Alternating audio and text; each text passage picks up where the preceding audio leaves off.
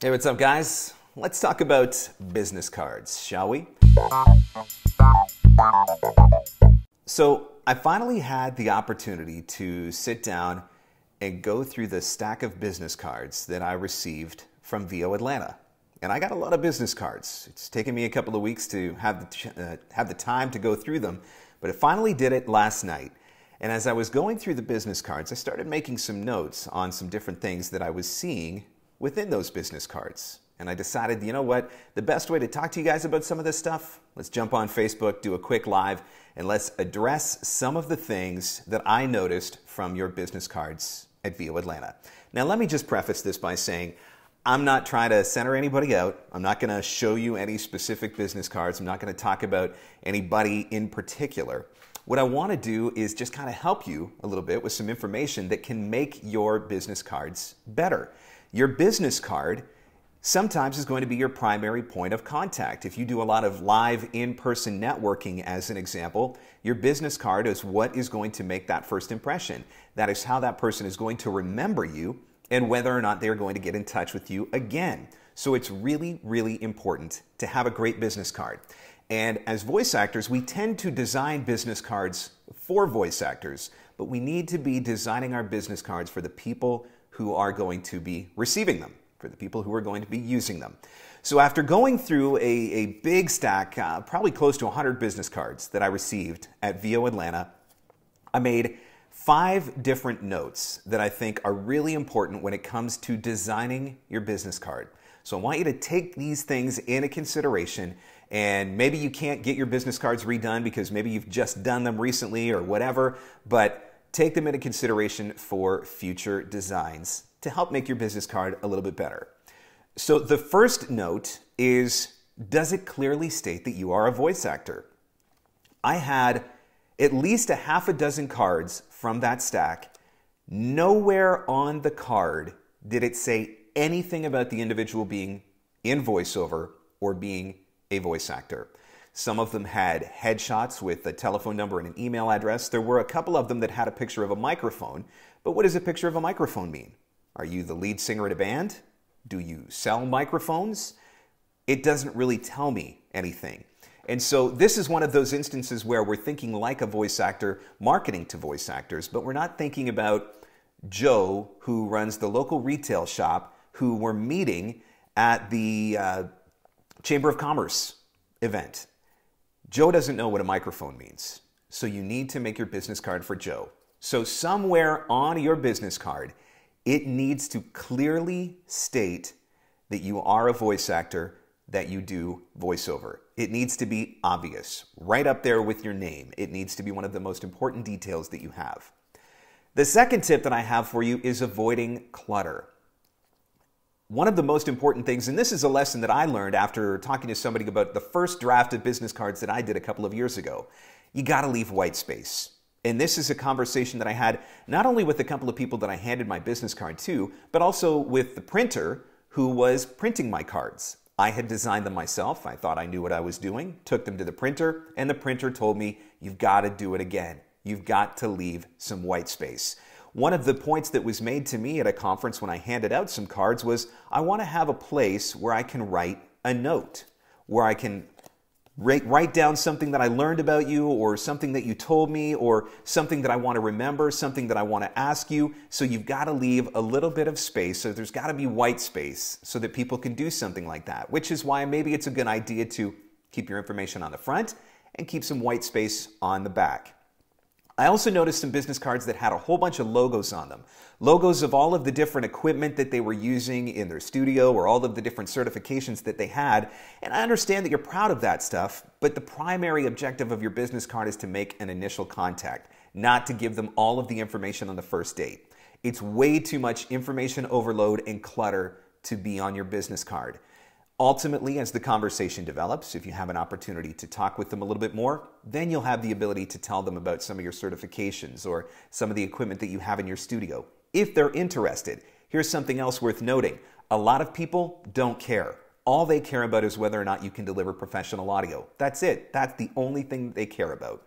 So remove the clutter. Make sure that there is white space, and don't put too much information on your business card. Your name, what you do, how to get in touch with you. Maybe you've got a link to your website, maybe you've got an email address, maybe you've got a telephone number, something like that.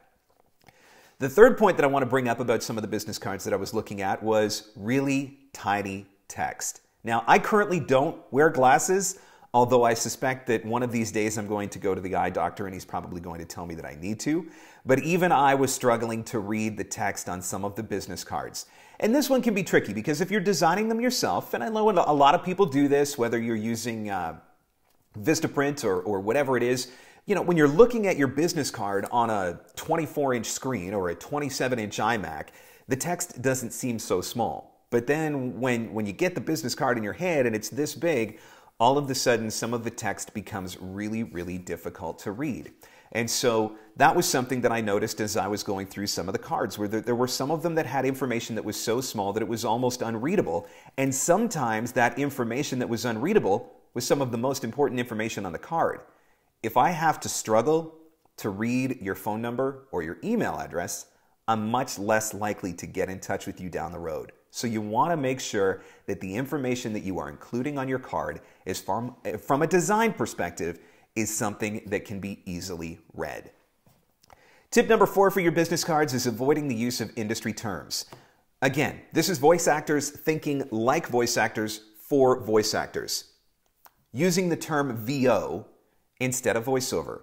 Maybe you're trying to save some space on your business card, or maybe it just fit into your design, but not everybody knows what VO means. Everybody within our industry knows what VO means, but again, remember, we're talking about handing your business card to Joe, the retail shop owner at the Chamber of Commerce meeting.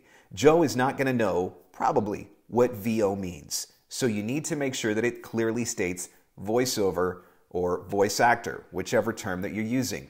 So avoiding some of those industry terms that may not be as relevant to people. Think like Joe, the small business owner. Now, a lot of people did mention that they had ISDN equipped or Source Connect equipped studios. You know, we could debate that one back and forth. For production companies, that's going to mean something. But for Joe, the small business owner that you're meeting at the local chamber event or the local networking event, he's probably not going to know what ISDN or Source Connect means. It's not going to make any difference to him. So my advice to you with regards to those types of things is, who are you giving your business cards to? Are you exclusively delivering them to people that are industry insiders that understand what ISDN or Source Connect is? Or are you handing them out at local networking events to people that are less likely to know what that means? Remember, just because it isn't on your business card doesn't mean that the information doesn't exist. The goal of the business card is to get them onto your website. Once they're on your website, that's where they can find out that you have an ISDN studio and that you use a Neumann microphone and all of those sorts of fun things. It doesn't need to be on your business card. The other thing that I would suggest, this is point number 5, is getting an email that is at your own domain. This may sound petty, and I understand that, but it is what it is. If I'm looking at 2 business cards for 2 voice actors, and one of them has their name at theirname.com, and one of them has their name VO at gmail.com, I'm probably going to go with the one that has their name at theirname.com. Like I said, it may sound petty, but the reality is sometimes when you're trying to figure out how to make that decision, what sets one person apart from the other, sometimes it's just simply the appearance of professionalism. Does the person at theirname.com, are they any more professional than the person at gmail.com? Maybe, maybe not. But sometimes you've got to be able to make a decision, and that is one of the easiest ways to narrow that decision down. Today, you can go out and you can register a .com for $5, maybe 10. And there are so many different sites, hosting sites and services that allow you to host those .coms and to get those .coms set up with your own email address. I use Bluehost. Love them. Huge fan of them. Their hosting packages start at like $3 a month. So for $3 a month, you could have a hosting package for your domain with an email address that is your name at yourname.com. Guys, trust me, that stuff makes a difference. People notice that stuff. It stands out. It all goes to the appearance of professionalism. So keep that in mind. So again, Not trying to knock anybody for your business cards, not trying to make anybody feel bad about themselves, just trying to give you some information that you can use for the next time you're thinking about designing a card so that you can put the right stuff in it and on it and get the wrong stuff off. So let's recap quickly. Does it clearly state that you are a voice actor? A picture of a microphone or a picture of headphones does not clearly state that you are a voice actor. You need to have the words voiceover or voice actor somewhere on your business card, or voice talent, voice artist, whatever it is that you choose to use. But it needs to be on there and it needs to be very clear.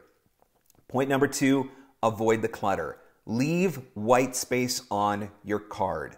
Leave white space so that people can take a note about you. Leave white space so that it's not so overwhelming to the eye visually, trying to take in all of the different stuff that is written on the card. Avoid logos of other companies. So yes, maybe you have a logo for your business, and that's fine. You can put that on your business card, but there's no need to have logos for the microphone you use, for the software that you use, for whatever it is. Whatever those other logos are, they don't need to be on your business card. Make sure that you are avoiding clutter, leaving white space. Only the essential information, your name, what you do, your website, your email, your telephone number. Drive people to your website, get them to email you, get them to call you, then you can give them all of the rest of the information. Third point was tiny text. Make sure that it is readable. Make sure that it is readable. If I have to strain to read it, I am probably not even going to bother. And if your contact information is the tiny text, you've just defeated the entire purpose of your business card. So not only are you looking at it on a big screen while you're designing it, but you have to remember to visualize it, shrink it down on the screen so that you know what it looks like when you actually have the business card in hand. Fourth point, avoid industry terms. VO doesn't mean anything to anybody outside of the VO industry. So when you are handing your business card off to Joe the retailer, make sure that Joe knows that you are a voice actor or in voiceover. Don't just use the term VO. And get a domain with your own email address. I understand why people use Gmail and Hotmail and all of those different sorts of things. I get it. You can actually use Gmail to host your domain. And that's what I do. So when you send an email to marc@marcscottvoiceover.com, I actually have Gmail hosting my domain because I love Gmail, but it's really important to me that I have my own professional looking email address. So when it comes down to getting a stack of business cards, sometimes that is what is going to stand out. Sometimes that is what is going to differentiate between who I get in contact with and who I don't. Is it at theirname.com or is it at gmail.com? So guys, take these tips into consideration. Hopefully it helps you as you think about designing your new business cards. And if you have any other questions about business cards, feel free, leave it in the comments below here or send me an email to marc@marcscottvoiceover.com. And if you have any ideas for future Facebook Live videos, I'm always looking for those ideas. I'm happy to jump online when I have the opportunity to share some information with you. So again, you can leave that in the comments below, or you can send me an email as well to marc@marcscottvoiceover.com. Thanks so much for hanging out, guys. Enjoy the rest of your day. Go find your leads.